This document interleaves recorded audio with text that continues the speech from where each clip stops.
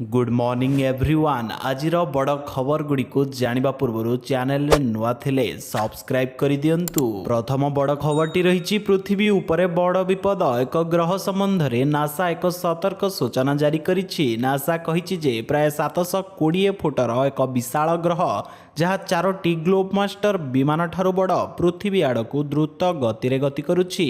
Report अनुसार यह विशाल ग्रह पृथ्वी को 2024 सेप्टेम्बर 15 रे अति निकटतर दे गति करिब। आस्ट्रोएडर गति घंटा प्रति 25,000 माइल बोली कहुछि, जहाँ अत्यंत भयानक अटे।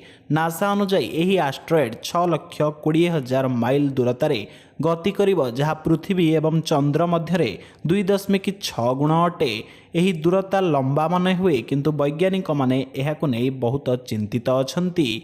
जदिओ नासा एवं अन्यान्य अंतर्जातीय संस्था यही ग्रह पृथ्वी को छुईबार संभावना विषय रे कही नाहंती, तथापि यार तीक्ष्ण नजर रखा जाउछि। यह प्रथमे नासार निकट पृथ्वी ऑब्जेक्ट ऑब्जर्वेशन प्रोग्राम द्वारा चिन्हट होइथिला। आमे आपणଙ୍କୁ कहिबु जे एही प्रोग्रामर लक्ष्य हेउछि पृथ्वी निकटरे आसुथिबा एस्ट्रॉयड किंबा अन्यान्य वस्तु गुडी को चिन्हिबा।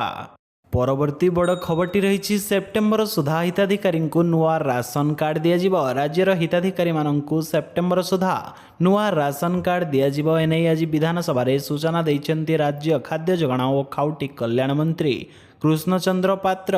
आज विधानसभा मंत्री कहते राज्य में खाद्य सुरक्षा योजनार हिताधिकारी तथ्यावली को स्वच्छ और पारदर्शी करने उद्देश्य आधार भित्तिक केवाईसी जांच प्रक्रिया चली।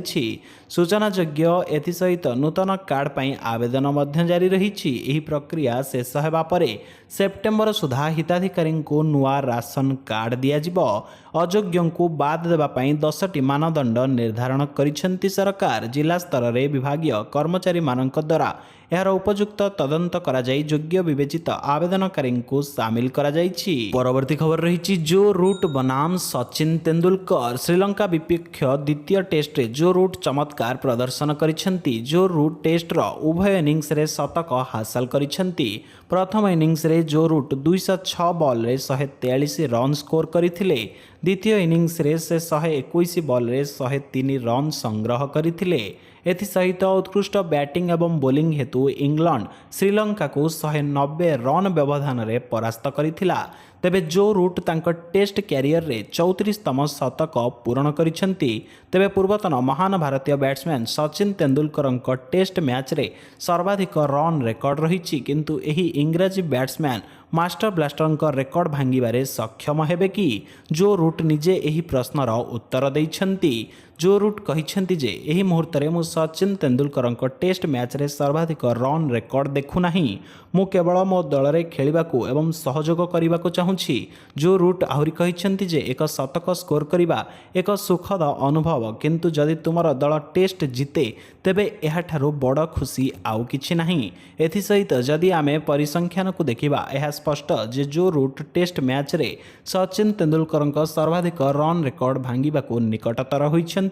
यह पर विराट कोहली एवं केन विलियम्स परी बैट्समैन अछंती। परवर्ती बड़ खबरटी रही एक्शन मूड रे अबकारी मंत्री। बेआईन मद कारबार मूलपोछ करने को निर्देश। पूरा एक्शन मूड रे अछंती अबकारी मंत्री पृथ्वीराज हरिचंदन। बेआईन मद कारबार को मूलपोछ करने देले निर्देश। बेआईन मद कारबार नहीं राज्य सरकार पक्षर गत अगस्ट मास 20 तारिख आरंभ होइथिबा चढ़ाऊ अभियान आज भी जारी रही।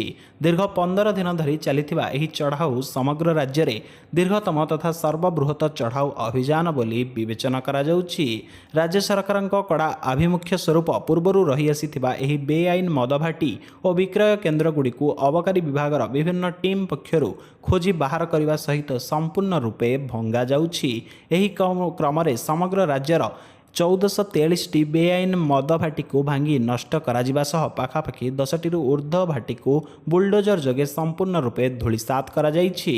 एथिमध्यरु केवल राजधानीर 51टी बेआईन मद भाटी को नष्ट करा जाइछि। परवर्ती बड़ खबरटी आसी राज्य में बर्ड फ्लू टेंशन चिंता बढ़ाई। बर्ड फ्लू राज्य में कौन रही स्थिति जांच पाई आज केन्द्र एक टीम ओडिशा आसी बर्ड फ्लू अंचल में समीक्षा करेंगे।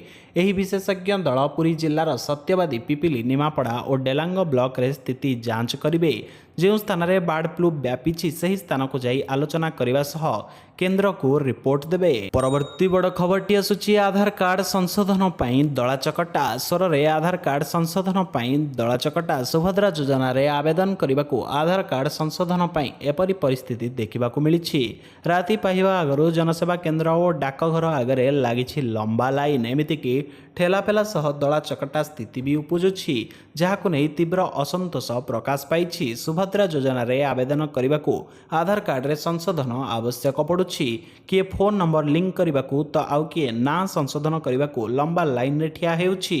ଏପରିକି ଆଧାର ସାଇଟ୍ ମଧ୍ୟ କାମ କରୁନି। ଆବଶ୍ୟକ ଭିତ୍ତିଭୂମି ନଥିବାରୁ ଲୋକମାନେ ଅସୁବିଧାର ସମ୍ମୁଖୀନ ହେଉଛନ୍ତି। ପରବର୍ତ୍ତୀ ବଡ଼ ଖବରଟି ଆସୁଛି 20 ଟଙ୍କାରେ ମିଳୁଛି ଚୁନା ମାଛ। ବୋହି ନେଉଛନ୍ତି ଲୋକେ। ମାଛ କିଲୋ 20 ଟଙ୍କା। ବାଙ୍କିରେ ମହାନଦୀରୁ ଧରାପଡ଼ୁଥିବା ଚୁନା ମାଛ 20 ଟଙ୍କାରେ ମିଳୁଛି।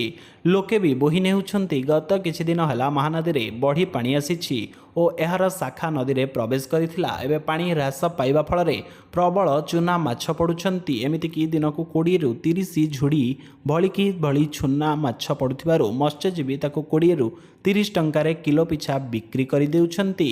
ମାଛର ଦାମ ଖୁବ୍ ଶସ୍ତା ହୋଇଥିବାରୁ ଲୋକେ କିଣିବାକୁ ଭିଡ଼ ଜମାଉଛନ୍ତି। ସେହିପରି ଏବେ ଚୁନା ମାଛର ବେଶ ଚାହିଦା ଥିବାରୁ ଲୋକମାନେ କିଣିବାକୁ ଆଗ୍ରହ ପ୍ରକାଶ କରୁଛନ୍ତି। ଏଥିସହିତ ଶେଷରେ ଆପଣଙ୍କ ପାଇଁ ଗୋଟିଏ ଛୋଟିଆ ପ୍ରଶ୍ନଟିଏ ରହିଛି। କବିବର ରୂପେ ଓଡ଼ିଶାରେ କେଉଁ କବି ପରିଚିତ? ତାଙ୍କ ନାମଟିକୁ କମେଣ୍ଟରେ ଜଣାନ୍ତୁ।